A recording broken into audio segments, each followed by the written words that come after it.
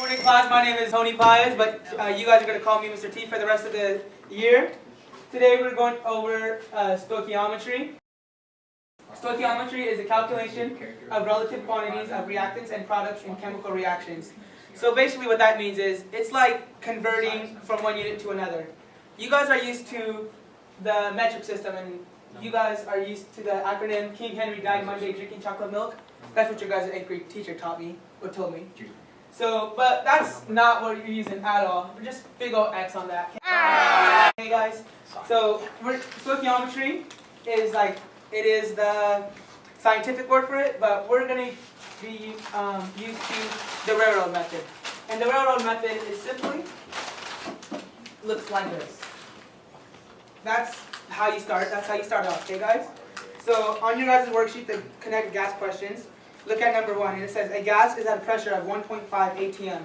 So that's your guys' start, so you guys are going to put it right here. And then it says convert this pressure to a kilopascals to A kilopascals and B millimeters of mercury. Millimeters of mercury is simply this. That means millimeters of mercury. And 1 atm equals 760 millimeters of mercury.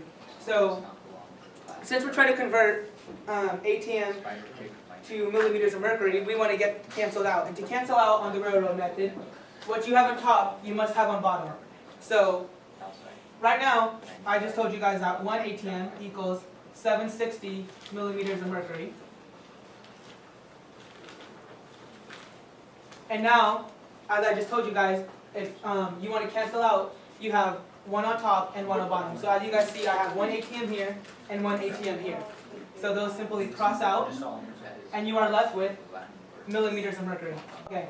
And now, this is the part that you guys should know. That so when you guys are going through this, the way to convert is, if the numbers are on top, you multiply, and then you divide by what's on the bottom. So we have 1.5 here, and you're going to multiply that to 760, which is 1,140 millimeters of mercury. And then we're going to divide that number by 1, which is nothing. So you guys are just, that's your guys' final answer, which is 1,140 millimeters of mercury.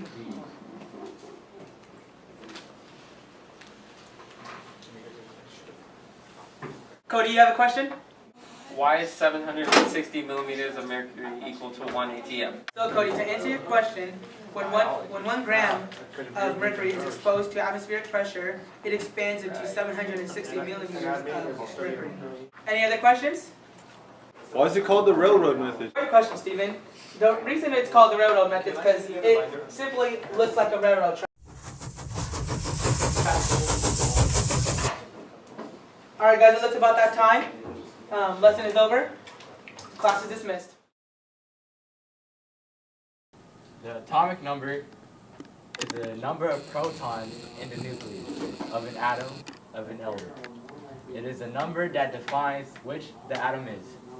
Alright, guys? Yes, Professor. Understood. The atomic number is also the number of electrons. To find the number of neutrons, you take the atomic mass of the element, subtract the number of protons. For example, hydrogen. You take the atomic mass, round it to 1, subtract the number of protons, which is 1, and it equals 0. 0 is the number of neutrons. Any questions? So it'd be 0? Yes. Yes, Anthony. How do you know how many protons there are? The protons is the number above the symbol of the element. Steven, should you always round the atomic mass? Yes, or else you'll get a decimal. Welcome to AP Chemistry class. My name is Mr. Rojas. Today we'll be studying atomic theory. Atomic theory states that all matter is composed of discrete units called atoms. Everybody get that so far? Yes, Mr. Rojas. Anthony, you following along? Okay. There are three particles in an individual atom. Protons, electrons. Protons are positive, electrons are negative. They're the opposites of each other, basically. Everybody following along so far? Yes, Mr. Rojas. Now, Steven, Yes. what do you think the nature of this particle here would be? It kind of looks negative because there's an N, but it looks pretty mildly like set. Close. Has a neutral charge, meaning it has neither negative nor positive. Then, yes? You asked me the nature of it, not the charge. Or the charge. My apologies. Just had to make that clear. The charge is it. Now, protons and neutrons are found in the center of an atom, while the electrons is mostly found in the outside. Yes. What keeps the electron from like going away if it's on the outside? You should have looked that up in your notes. I gave you homework last night. That's what you should have found out on your own. I wasn't here yesterday. I didn't get the homework. Oh, okay then. Well, what keeps an electron from flowing away? Yeah. Steven told me that the positive and negative charge are attracted to each other. That's what makes it from the electron going too far away and keeping the atoms combined together. Exactly. Thank you, Anthony, for clarifying that. Please take out your notebooks and copy down today's notes. Mr. Ho, why is it called a limiting reagent? Good question. It's called the limiting reagent because it's a reagent that limits the amount of theoretical yield there is. I have a question. What's a theoretical yield? Let me give an example you young kids won't understand.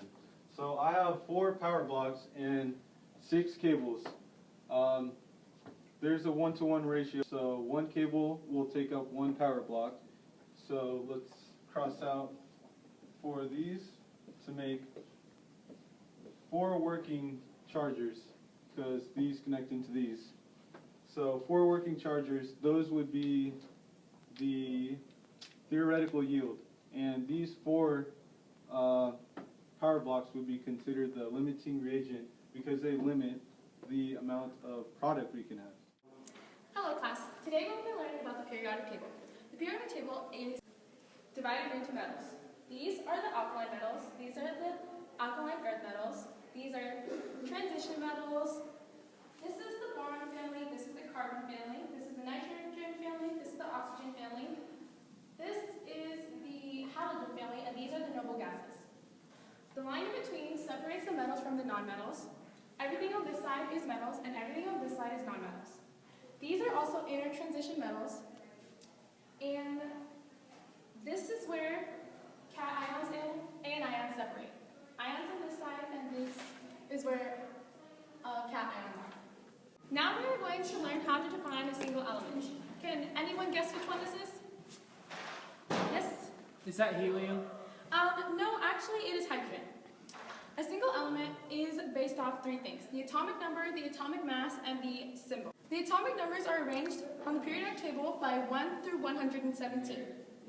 The atomic symbol is short for the actual name of the element, and these letters are usually the same as the element, except in some cases like gold, potassium, and etc.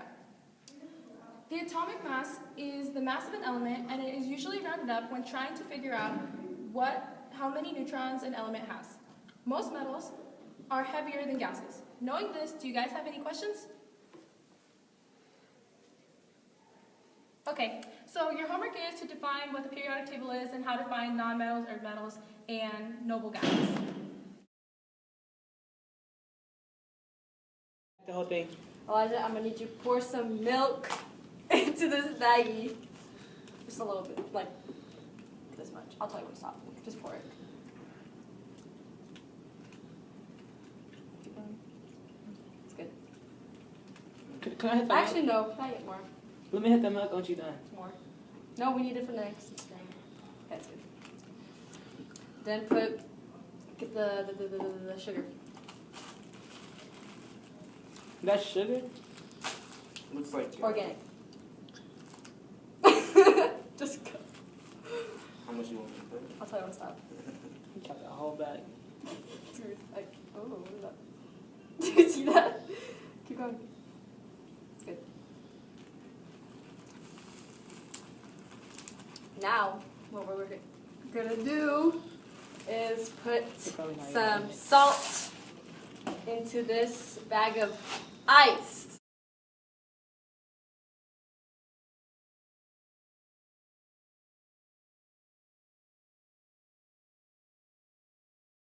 Just put the milk back into the ice bag, and we close the ice bag up, and we shake it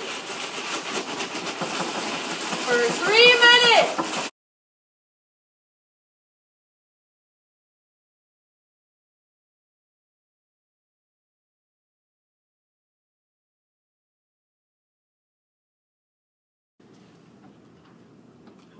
No, stop. Ow! Wait, they have to record it. You guys did it.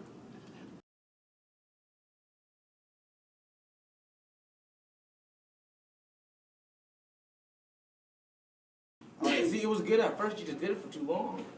That's it. Smell it though. It smells like ice cream. No, I don't. And we made ice cream, Mr. Vizo. Ice cream tempted.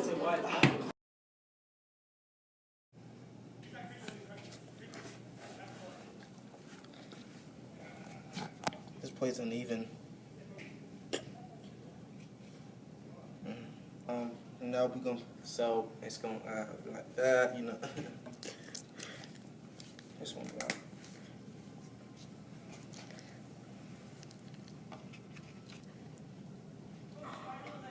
Ooh.